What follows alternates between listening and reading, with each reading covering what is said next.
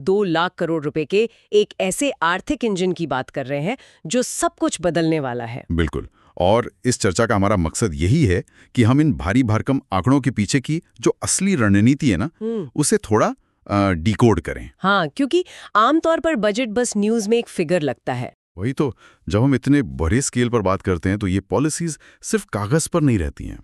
ये जमीन पर रोड्स बनाती हैं, नए जॉब्स पैदा करती हैं, और सबसे जरूरी बात, आज हम किसी भी राजनीतिक शोर शराबे से दूर रहकर इसको समझेंगे। बिल्कुल एकदम न्यूट्रल तरीके से, सिर्फ नंबर्स और उनका आम जनता पर असर। हाँ, हम देखेंगे कि ये बजट यूपी को $1 ट्रिलियन इकोनॉमी बनाने के रास्ते पर कैसे ले जा रहा है। तो चलिए सीधे सबसे बड़े आंकड़े से ही शुरू करते हैं। ये 9,12,696 करोड़ का जो टोटल बजट है, ये पिछले साल से लगभग 12.9% ज्यादा है, जो कि एक काफी बड़ा जंप है अपने आप में, है ना। और इसमें करीब 43,566 करोड़ की तो बिल्कुल नई स्कीम्स डाली गई हैं। पर डॉक्यूमेंट्स पढ़ते हुए मुझे जिस चीज ने सबसे ज्यादा हैरान किया वो था इनका ग्रोथ टारगेट। अच्छा, आप जीएसडीपी की बात कर रही हैं? हाँ, वही। इस बजट में जीएसडीपी मतलब सकल राज्य घरेलू उत्पाद की ग्रोथ रेट का टारगेट 28% रखा गया है। मतलब ये 28% किसी राज्य का कम और किसी सिलिकॉन वैली स्टार्टअप का ग्रोथ रेट ज्यादा लग रहा है। अरे बिल्कुल, ये सच में बहुत ही एग्रेसिव टारगेट है। और हैरानी की बात यह है कि इसके साथ ही उन्होंने फिस्कल डेफिसिट यानी राजकोषीय घाटे को 3% तक लिमिट में रखने का भी टारगेट बनाया है। मतलब एक तरफ आप इतना अग्रेसिव ग्रोथ चाहते हैं और दूसरी तरफ डेफिसिट पर इतना कंट्रोल। ये मैथ मुझे समझ नहीं आई, ये कैसे काम कर रहा है? देखो, ये कोई जादू नहीं है। इसके पीछे एक बहुत ही डिसिप्लिन कॉन्सेप्ट है, जिसे हम रेवेन्यू सरप्लस या राजस्व अधिशेष कहते हैं। अच्छा, रेवेन्यू सरप्लस। हाँ, अगर हम इन डॉक्यूमेंट्स को ध्यान से देखें तो स्टेट का रेवेन्यू सरप्लस करीब 64,458 करोड़ है, जो उनकी जीएसडीपी का लगभग 1.6% बनता है। थोड़ा इसको आसान भाषा में समझाते हैं हमारे श्रोताओं के लिए। इसका रियल लाइफ में क्या मतलब हुआ? हाँ, श्योर। इसे ऐसे देखिए कि सरकार की जो टोटल कमाई होती है ना, टैक्स और बाकी चीजों से, वो उसके डेली खर्चों से ज्यादा है। डेली खर्चे मतलब जैसे सरकारी कर्मचारियों की सैलरी या पेंशन वगैरह? एग्जैक्टली। सैलरी हो गई, पेंशन हो गया, या जो भी एडमिनिस्ट्रेटिव खर्चे हैं, इन सब कंपल्सरी खर्चों को निकालने के बाद भी सरकार के हाथ में वो 64,000 करोड़ रुपए बच रहे हैं। ओ अच्छा, तो वो इस बचे हुए पैसे को ही वो नई स्कीम्स में लगा रहे हैं। बिल्कुल वही। 3% डेफिसिट की लिमिट में रहकर 28% ग्रोथ का टारगेट दिखाता है कि सरकार सिर्फ उधार लेकर पैसे नहीं उड़ा रही है, वो अपनी आमदनी बढ़ा रही है और उस एक्स्ट्रा पैसे को कैपिटल एक्सपेंडिचर में डाल रही है। मतलब जिससे फ्यूचर में और अच्छा रिटर्न मिले। सही पकड़ा, ये लंबे समय का इन्वेस्टमेंट है। ये तो बहुत ही क्लियर नजरिया हो गया। बेसिकली आप अपने क्रेडिट कार्ड पर डिपेंड होने के बजाय अपनी खुद की सेविंग्स को अपने बिजनेस में लगा रहे हैं। एकदम सही एग्जाम्पल दिया आपने। तो देखिए, ये तो मैक्रो इकोनॉमी की बातें हो गई। इतने बड़े इंजन को चलाने के लिए सिर्फ पैसा और सीमेंट नहीं चाहिए, ह्यूमन रिसोर्सेज भी तो चाहिए ना। बिल्कुल, स्किल्ड लोग और एक मजबूत समाज होना बहुत जरूरी है इसके लिए। वही ना। और जब हम इन डॉक्यूमेंट्स में देखते हैं तो महिला और युवा सशक्तिकरण वाला हिस्सा काफी बड़ा है।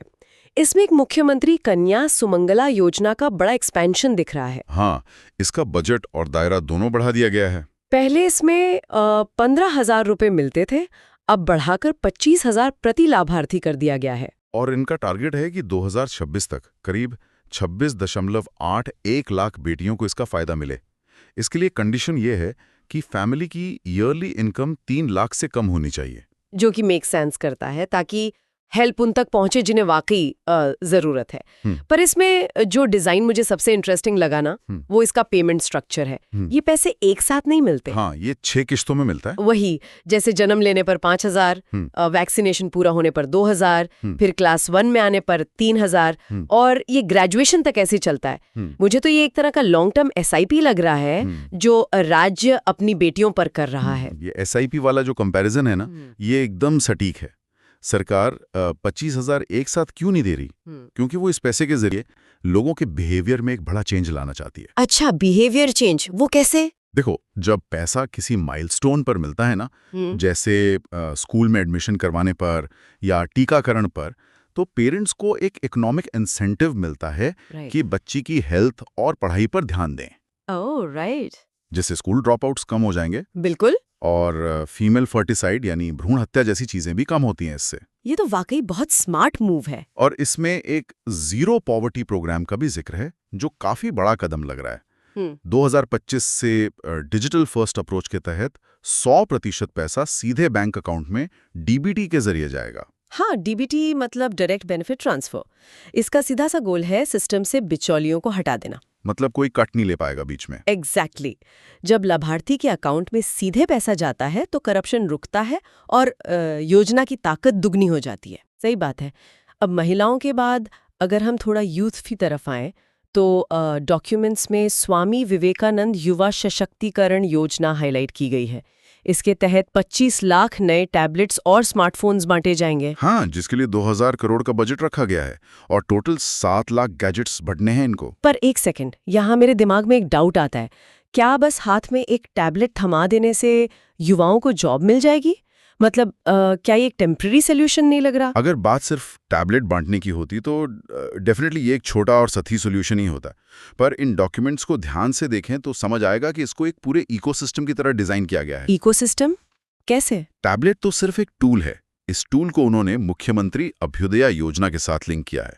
उसमें 163 सेंटर्स पर 30,000 से ज्यादा स्टूडेंट्स को कॉम्पिटिटिव एग्जाम्स की फ्री कोचिंग मिल रही है। ओ, मतलब कोचिंग उन सेंटर्स से और पढ़ाई इन टैबलेट्स पर। वही सोचो, आज के डिजिटल जमाने में अगर किसी गरीब बच्चे के पास डिवाइस ही नहीं है तो वो इस रेस में हिस्सा कैसे लेगा? ये बात तो है।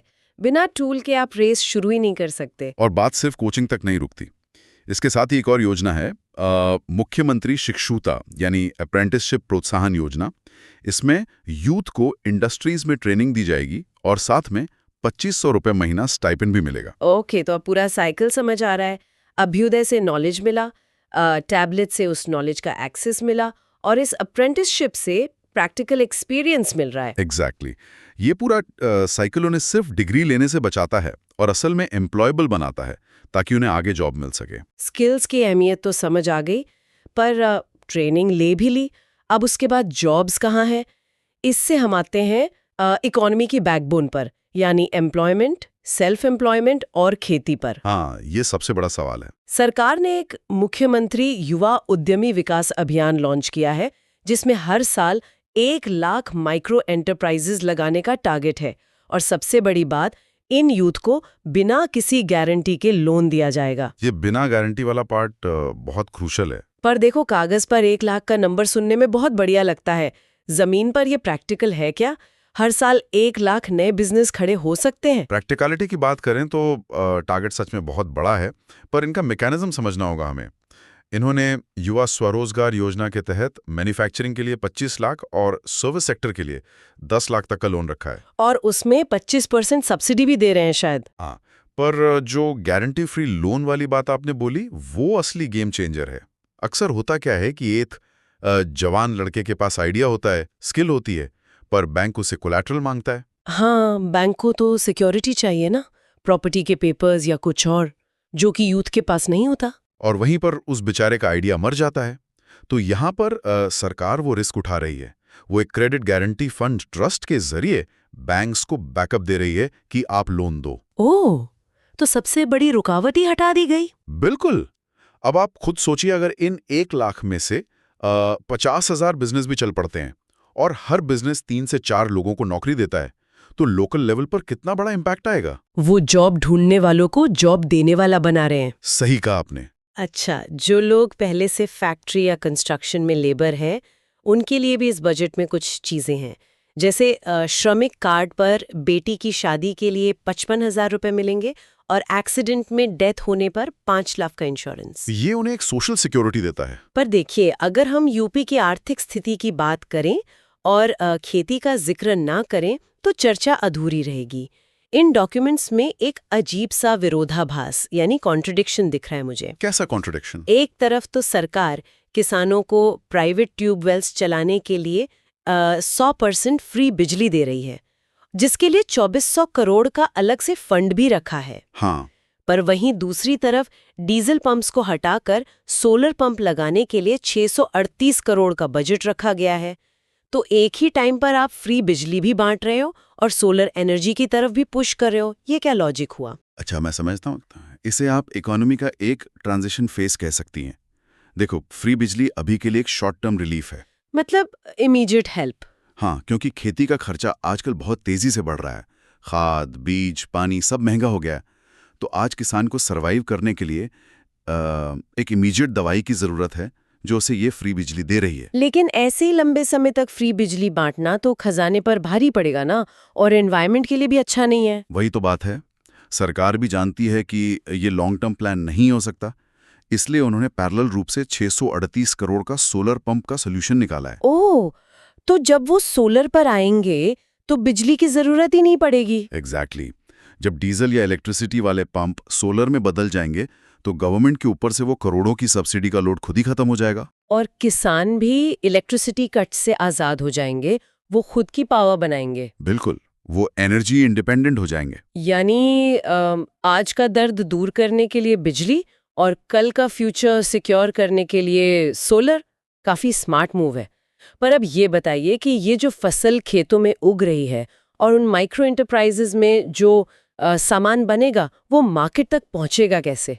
ये बात सीधा इंफ्रास्ट्रक्चर और मेगा प्रोजेक्ट्स की तरफ इशारा करती है। हाँ, क्योंकि बजट में एक्सप्रेसवेज का तो पूरा एक जाल सा नजर आ रहा है। जैसे 594 किलोमीटर लंबा गंगा एक्सप्रेसवे जो मेरठ से सीधा प्रयागराज तक जाएगा। उसके अलावा 91 किलोमीटर का गोरखपुर लिंक और लगभग 300 किलोमीटर लंबा बुंदेलखंड एक्सप्रेसवे भी तो है। पर मुझे एक बात समझनी है, क्या ये हजारों करोड़ के प्रोजेक्ट्स सिर्फ गाड़ियों की स्पीड बढ़ाने और ट्रैवल टाइम कम करने के लिए बनाए जा रहे हैं? ट्रैवल टाइम कम होना तो इसका एक छोटा सा बाई प्रोडक्ट है बस। असल में ये एक्सप्रेसवेज आर्थिक विकास की नसें यानी आर्टरीज। आर्टरीज, थोड़ा डिटेल में बताइए। देखो, डॉक्यूमेंट्स में यूपी डिफेंस इंडस्ट्रियल कॉरिडोर का जिक्र है, जिसके 6 नोड्स बनाए गए हैं। लखनऊ, कानपुर, झांसी, आगरा, अलीगढ़ और चित्रकूट। यहाँ डिफेंस इंडस्ट्रीज के लिए 200 से ज्यादा MOU साइन हो चुके हैं। ओके, तो इस कॉरिडोर का इन एक्सप्रेसवेज के साथ क्या कनेक्शन है? आप बुंदेलखंड एक्सप्रेसवे को ही देखो। हिस्टोरिकली वो एरिया काफी सूखा और बैकवर्ड रहा है। वहाँ जॉब्स नहीं थी। हाँ, बुंदेलखंड की ऐसी ही इमेज रही है। पर अब जब वहां से एक वर्ल्ड क्लास एक्सप्रेसवे गुजरेगा और वही आसपास चित्रकूट और झांसी जैसे डिफेंस नोड्स बनेंगे, तो आप प्रैक्टिकली एक बैकवर्ड एरिया को एक ग्लोबल मैन्युफैक्चरिंग हब में बदल रहे हैं। ओह, आई सी। तो उन फैक्ट्री वालों को अपना सामान लाने ले जाने के लिए मस्त रास्ता मिल जाएगा। बिल्कुल। हैवी मशीन्स और रॉ मटेरियल को पोर्ट्स तक ले जाने के लिए एक सॉलिड नेटवर्क चाहिए होता है, जो ये एक्सप्रेसवे देगा। मतलब ये सिर्फ रोड नहीं, बल्कि पूरा एक आर्थिक कॉरिडोर है। और हाँ, बात सिर्फ जमीन की नहीं, आसमान की भी है। जेवर में बन रहा नोएडा इंटरनेशनल एयरपोर्ट इसकी सबसे बड़ी मिसाल है, जिसे आखिरकार अब एरोड्रोम लाइसेंस मिल गया है। हाँ, वहाँ फेज 1 की कैपेसिटी 12 मिलियन पैसेंजर्स की है और आगे चलकर वहाँ 5 रनवे बनने का प्लान है। पर क्या सिर्फ पैसेंजर फ्लाइट से इतना असर पड़ेगा? यही तो कैच है। जेवर एयरपोर्ट को सिर्फ एक पैसेंजर एयरपोर्ट की तरह मत देखिए। ये नॉर्थ इंडिया का सबसे बड़ा कार्गो और लॉजिस्टिक्स हब बनने वाला है। ओह, तो मतलब कार्गो और एक्सप्रेसवे दोनों कनेक्ट हो गए यहाँ पर। सही समझे। जब एक्सपोर्ट करना इतना आसान हो जाएगा, तो दुनिया भर की कंपनीज वहां अपने प्लांट्स लगाना चाहेंगी। और हाँ, लोकल ट्रैवल को इजी बनाने के लिए वेस्ट यूपी में नमो भारत RRTS भी बन रहा है। दिल्ली और मेरठ के बीच 82 किलोमीटर का कॉरिडोर, कानपुर और आगरा में मेट्रो भी बढ़ रही हैं। ये सब एक मैक्रो कनेक्टिविटी का हिस्सा है। पर इन सब हाईटेक चीज़ों के बीच डॉक्यूमेंट्स में एक ऐसी चीज़ थी जिसने मुझे सच में बहुत एक्साइट किया। वाराणसी कैंट में इंडिया का पहला अर्बन रोपवे बन रहा है। ओह हाँ, उस रोपवे की डेली कैपेसिटी 96,000 लोगों की होगी। सोचिए जरा, कैसा लगेगा ये। एक तरफ दुनिया का सबसे पुराना और पवित्र शहर, उसकी हजारों साल पुरानी पतली पतली गलियां, और उन गलियों के ठीक ऊपर हवा में एकदम मॉडर्न केबल कार चल रही है। ये अपने आप में कितना बड़ा कॉन्ट्रास्ट है। बिल्कुल, और ये कॉन्ट्रास्ट ही दरअसल मॉडर्न अर्बन प्लानिंग की असली चुनौती का जवाब है। वो कैसे? देखो, एंशिएंट सिटीज में आप सड़कें चौड़ी करने के लिए सदियों पुरानी बिल्डिंग्स तोड़ नहीं सकते। हाँ, वो तो है, प्रोटेस्ट शुरू हो जाएंगे। तो ऐसे में ट्रैफिक और पोल्यूशन को सॉल्व करने के लिए रोपवे एक परफेक्ट जुगाड़ कह लो या इनोवेशन। इसे बस जमीन पर कुछ पिलर्स के लिए जगह चाहिए और ये पूरे शहर को बिना नुकसान पहुंचाए ऊपर ही ऊपर एक ट्रांसपोर्ट सिस्टम दे देता है। वाकई ये बहुत स्मार्ट आइडिया है। लेकिन इस तेजी से हो रहे आधुनिक विकास और फैक्ट्री बिल्डिंग का एक साइड इफेक्ट भी तो होता है ना। मेरा मतलब है पोल्यूशन और एनवायरनमेंट का नुकसान। हाँ, और इसीलिए इस बजट में एनर्जी और सस्टेनेबल डेवलपमेंट पर काफी स्ट्रांग फोकस रखा गया है। मैंने नोटिस किया यूपी सोलर एनर्जी पॉलिसी के तहत 2026-27 तक 22,000 मेगावाट सोलर एनर्जी का टारगेट रखा गया है, जो कि काफी बड़ा नंबर है। बहुत बड़ा नंबर है। और इसमें अयोध्या को एक मॉडल सोलर सिटी बनाने का प्लान भी है, और फिर इसके मॉडल पर बाकी 16 नगर निगमों को भी सोलर सिटी में कन्वर्ट किया जाएगा। अयोध्या को चुनना काफी इंटरेस्टिंग है ना। अयोध्या को मॉडल बनाना एक बहुत ही सोच समझकर लिया गया फैसला है। आज वो रिलीजियस टूरिज्म का एक ग्लोबल सेंटर बन गया ना। हाँ, वहाँ दुनिया भर से लोग आते हैं। तो वहाँ एक सस्टेनेबिलिटी का मॉडल दिखाना दुनिया को एक स्ट्रांग मैसेज देता है। और वैसे भी अगर आप इकोनॉमी 28% की दर से बढ़ाएंगे, नए एयरपोर्ट्स और डिफेंस कॉरिडोर बनाएंगे, तो बिजली की डिमांड तो आसमान छूने वाली है। और इतनी बिजली हम कोयले से तो नहीं बना सकते, वरना पूरा यूपी स्मोक से धंस जाएगा। एग्जैक्टली। कोयले पर डिपेंड रहना फ्यूचर का ऑप्शन ही नहीं है।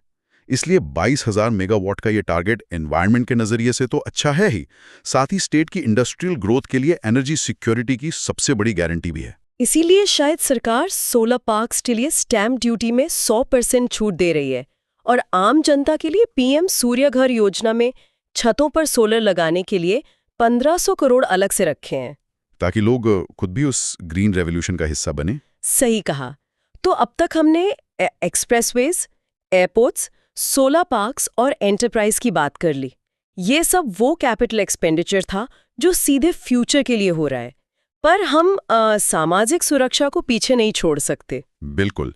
किसी भी समाज की असली कामयाबी यही होती है कि उसका सबसे कमजोर इंसान कितना सेफ फील करता है। वही ना। और इसी को देखते हुए एक नई मुख्यमंत्री जन आरोग्य योजना दिखती है इस बजट में। अब हम सब जानते हैं कि आयुष्मान भारत योजना कितनी बड़ी है, पर उसमें से भी कुछ गरीब परिवार टेक्निकल रीजंस की वजह से छूट गए थे। हाँ, क्राइटेरिया मैच नहीं होता था कभी-कभी। तो इस स्टेट योजना के जरिए उन छूटे हुए लोगों को भी साल का 5 लाख तक का फ्री इलाज मिलेगा। ये छोटी छोटी गैप्स को भरने वाला काम मुझे सबसे सही लगा। इसे हम इकोनॉमिक्स की टर्म में क्रेडल टू ग्रेव अप्रोच बोलते हैं। मतलब जन्म से लेकर मरने तक। हाँ, यानी एक तरफ तो आप कल के लिए इंफ्रा और वेल्थ बना रहे हो, और आज के टाइम पर जो लोग वल्नरेबल हैं उनको एक सोशल सेफ्टी नेट दे रहे हो। और ये सेफ्टी नेट इन डॉक्यूमेंट्स में हर जगह दिख रहा है। जैसे विडो और डिसेबल लोगों के लिए जो पेंशन है उसे 1,000 रुपए महीना कर दिया गया है, यानी साल का 12,000 रुपए उनके डायरेक्ट अकाउंट में। बिल्कुल। उसके साथ मुख्यमंत्री सामूहिक विवाह योजना में भी बदलाव हुए हैं। हर जोड़े पर 51,000 खर्च हो रहे हैं, और जिसमें से 35,000 रुपए सीधे लड़की के बैंक अकाउंट में डाले जा रहे हैं, ताकि उसके पास कोई ठोस आर्थिक आधार हो। और जो श्रमिकों और अनाथ बच्चे हैं उनके लिए अटल आवासीय विद्यालय का नेटवर्क बहुत बड़ा स्टेप है। वहाँ क्लास 6 से 12 तक पूरी पढ़ाई और रहना फ्री है। लोग अक्सर इन फ्री योजनाओं को खर्च या मुफ्तखोरी समझते हैं। आपको क्या लगता है इस बारे में? ये आमतौर पर एक गलतफहमी है। असल में ये एक सॉलिड आर्थिक निवेश होता है। देखिए, जब किसी मजदूर पर उसके बच्चे की मेडिकल और पढ़ाई का खर्च नहीं आता, तो वो अपनी उन छोटी मोटी बचत को मार्केट में खर्च करता है। अच्छा, यानी वो साइकिल फिर से इकोनॉमी में घूमता है। वही तो, डिमांड बढ़ती है, फैक्ट्री में और गुड्स बनेंगे, तो ये इकोनॉमी को एकदम ग्रास रूट लेवल से मजबूत करता है। ये तो पॉइंट काफी सटीक है। तो श्रोताओं, हमारे इस लंबा डिस्कशन और विश्लेषण से एक बात तो बहुत क्लियर सामने आई है कि ये 9.12 लाख करोड़ का बजट बस कंक्रीट की सड़कें या बड़ी बड़ी बिल्डिंग्स नहीं खड़ी कर रहा है। हाँ, इसका असली असर उससे कहीं ज्यादा गहरा है। बिल्कुल। कन्या सुमंगला में बेटियों की फीस भरने से लेकर अप्रेंटिसशिप और अभ्युदय योजना में यूथ को स्किल सिखाने तक, ये बजट असल में स्टेट की सबसे बड़ी ताकत यानी उसके ह्यूमन कैपिटल में एक हिस्टोरिकली बड़ा इन्वेस्ट कर रहा है। और यही बैलेंस इस बजट की बैकबोन है। एक वक्त में 3 लेवल पर काम चल रहा है यहाँ। कौन सी 3 लेवल? पहला, फिस्कल डिसिप्लिन बनाए रखना, जैसा 3% डेफिसिट का टारगेट। दूसरा, इंफ्रा और आर्थिक विकास बहुत तेजी से करना। और तीसरा, सोसाइटी के सबसे कमजोर तबके को अपने इस सुरक्षा कवच से ढक लेना। कमाल है। अब इन सभी चर्चाओं के बाद इस एपिसोड को खत्म करने से पहले मैं अपने श्रोताओं के लिए एक छोटा सा थॉट छोड़कर जाना चाहती हूँ। आप खुद एक बार इस फ्रेम को दिमाग में इमेजिन कीजिएगा। हाँ, डेफिनेटली लोग जरूर इस पर सोचना चाहेंगे। एक तरफ स्टेट में जेवर जैसा अल्ट्रा मॉडर्न इंटरनेशनल एयरपोर्ट बन रहा है, 594 किलोमीटर का एक्सप्रेस वे बन रहा है जो वहाँ एक दुनिया भर के ग्लोबल इंडस्ट्रीज को खींच लाएगा।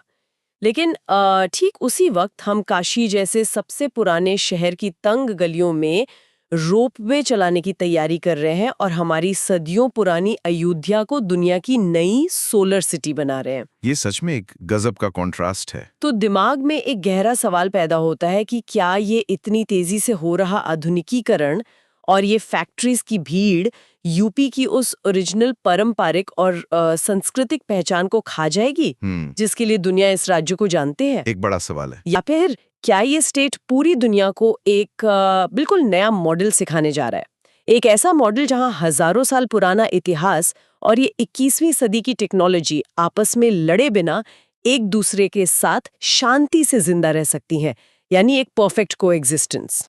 इसका जवाब तो शायद आने वाला वक्त ही दे पाएगा। हाँ, और ये वक्त देखना बड़ा दिलचस्प होगा। तो हमारी इस गहन चर्चा में दोस्तों आज बस इतना ही। हमारे साथ बने रहने और इन